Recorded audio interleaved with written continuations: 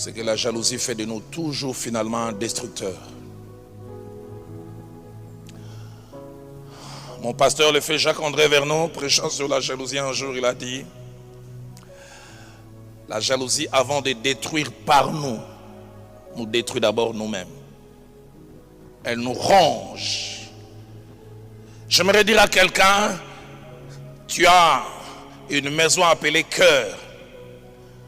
Accepte toutes sortes de locataires, mais n'accepte jamais un locataire appelé jalousie, même s'il a une garantie locative élevée. Ne prends jamais la jalousie comme locataire. Quand elle s'invite dans ton cœur, elle fera de toi un destructeur. Tu détruiras de deux manières. La première manière, douce, par la parole. Tu casses la réputation de quelqu'un. Savez-vous que la réputation de quelqu'un, c'est toute sa vie? Dieu ne t'utilise pas dans cette dimension, papa. La prophétie n'est pas. Pour salir l'autre. Sa grand-mère faisait de la divination. On veut semer les doutes, on veut salir l'autre, la baisser. Mais ça peut aller au-delà des paroles. Ça va des fois jusqu'à la destruction physique. J'ai honte d'en parler. Aujourd'hui, dans les ministères à Kinshasa, on s'empoisonne. Je peux comprendre que je souffre parce que Yannick est plus aimé que moi. N'a vraiment un zombie arsenic. Je pars vraiment et je mettrai de l'acide.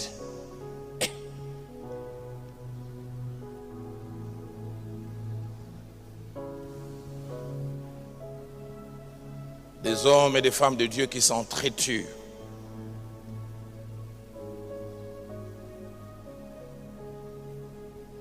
Des hommes de Dieu qui s'arrangent par jalousie à envoyer des filles pour aller tenter l'autre, qu'un scandale arrive, qu'on le met de côté. Jalousie. Mais je le savais, je ne prêche pas au bon auditoire. Ce n'est pas vous. La plupart, ils ne sont pas ici. Mais allez leur dire, achetez-leur les CD, les DVD, donnez-leur. Vous.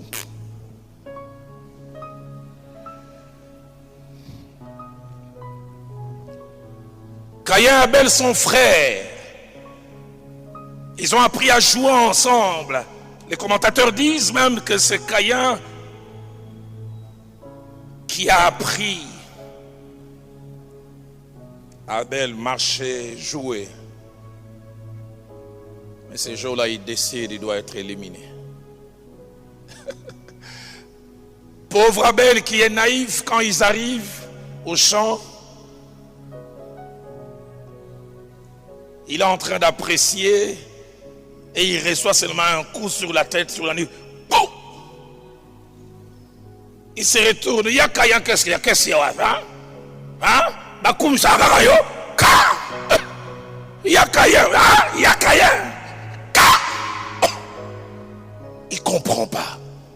Ça vient d'où? Qu'est-ce que j'ai fait?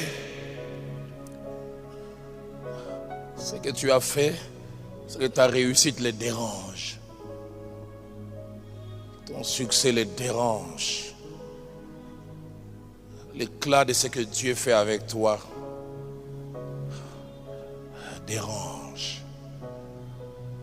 Pourquoi on les laisse les recevoir au bureau et moi je reçois sous l'arbre? Pourquoi on les laisse les baptiser et moi je ne baptise pas? Pourquoi on les laisse conduire un culte et pas moi?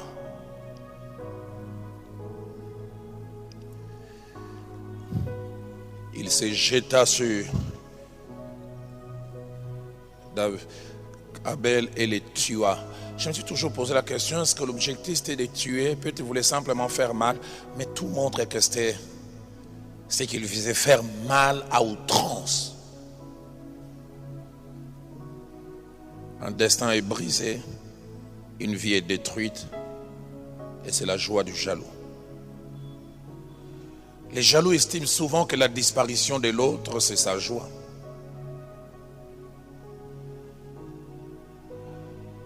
J'ai vu aussi une deuxième forme de consolation que les jaloux ont. Non pas seulement que c'est que toi tu as disparu, mais c'est quand lui aussi il a. Tu reconnaîtras un jaloux. Les jours où il a son véhicule en premier, c'est toi qui viens visiter. Il vient te visiter comme pour dire au Kanisera Yom Tozanango. V12. Oh, y'a combien? Ah, V6 Nabosanaki. Simplement pour te montrer, je t'ai surpassé. Jaloux. 1 Samuel 18, du verset 10 au verset 11.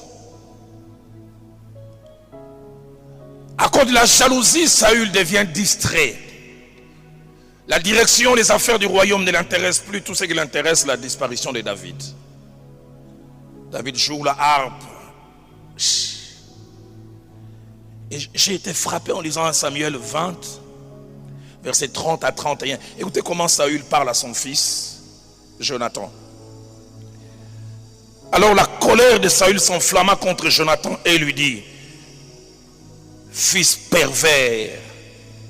Ah, sa perversité, c'est parce qu'il s'attache à David. Fils pervers et rebelle, où est ma rébellion? Ne sais-je pas que tu as pour ami le fils d'Isaïe? Et il ajoute: à ta honte et la honte de ta mère. Est-ce que maman te l'a dit? Et il termine en disant: car aussi longtemps que le fils d'Isaïe sera vivant sur la terre, il n'y aura point de sécurité ni pour toi ni pour ta royauté. Et maintenant, envoie les chercher. Il dit qu'on me l'amène et la faim me refroidit, car il est digne de mort. D'autres versions disent: il mérite la mort. Quel est son tort? C'est de réussir.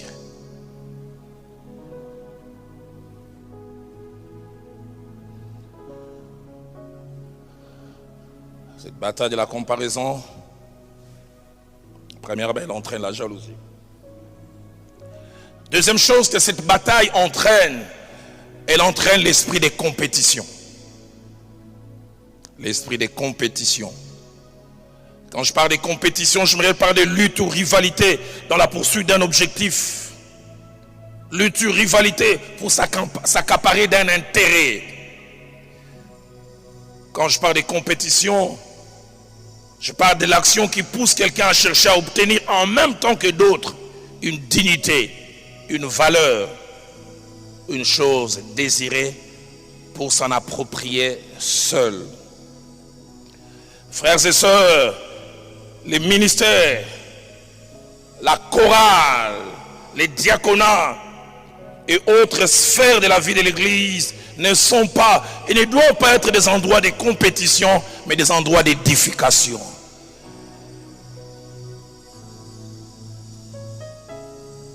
Je ne viens pas pour voler la vedette A. Je ne viens pas pour montrer que je fais mieux qu'eux. Je ne viens pas pour montrer que je suis meilleur qu'eux.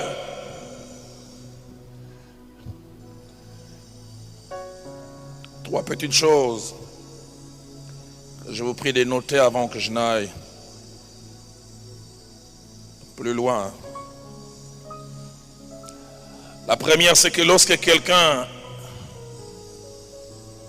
exerce ou commence à exercer les ministères avec un esprit de compétition, ça se voit et ça se sent. Ça se voit et ça se sent. C'est comme une odeur malodorante, ça ne peut se cacher. On peut sentir le but, c'est plus l'édification. Le but, c'est plus de faire du bien. Le but, c'est l'autopromotion. Deuxième chose, l'esprit de compétition est malsain pour les ministères. Malsain. Il menace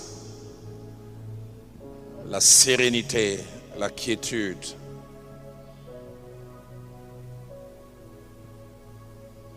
Et la tranquillité dans les ministères.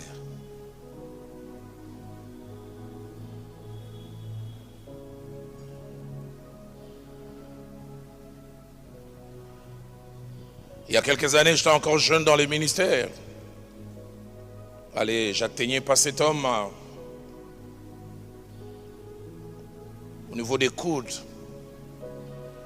Il était plus fort, plus profond. Et je pense même, malgré toutes ces années que je prêche, je ne pense pas l'avoir atteint. Il venait de temps en temps prêcher à notre église à la bonne. Et je l'ai entendu parler de nous. Quand je dis nous, moi-même, mon aîné, le pasteur Veille et les autres.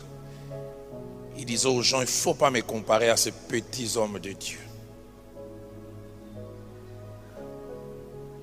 Je ne suis pas de leur niveau. Ah bon? Tu as un niveau, hein? C'est bien, garde-le. Et tu es conscient du niveau. On se retrouve durant toute une semaine de conduite, de prières à la bonne. Pasteur Alain peut s'en souvenir, Pasteur Cass, on le faisait des fois de lundi à samedi. Et un conducteur de louange a conduit depuis lundi jusqu'à vendredi. Et de plusieurs ont conduit plus tôt. De lundi à jeudi et vendredi, c'était notre meilleur conducteur. Nous tous, nous savions qu'il avait quelque chose en plus. C'est normal. Mais écoutez ce qu'il nous dit jeudi le soir. Il dit, pendant lundi, vous avez une modération et Pefkin. Nous avons une modération à Bundesliga, championnat allemand. Vous verrez la différence entre des locaux et des pros. Tellement conscient de ta capacité. Comparaison. Un homme de Dieu disait, nous on a des églises, les autres ont des églisettes.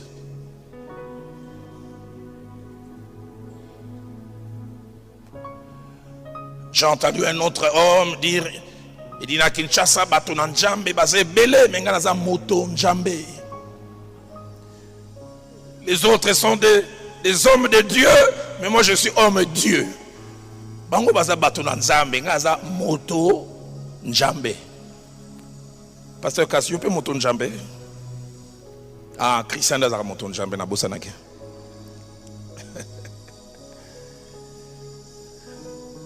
C'est malsain.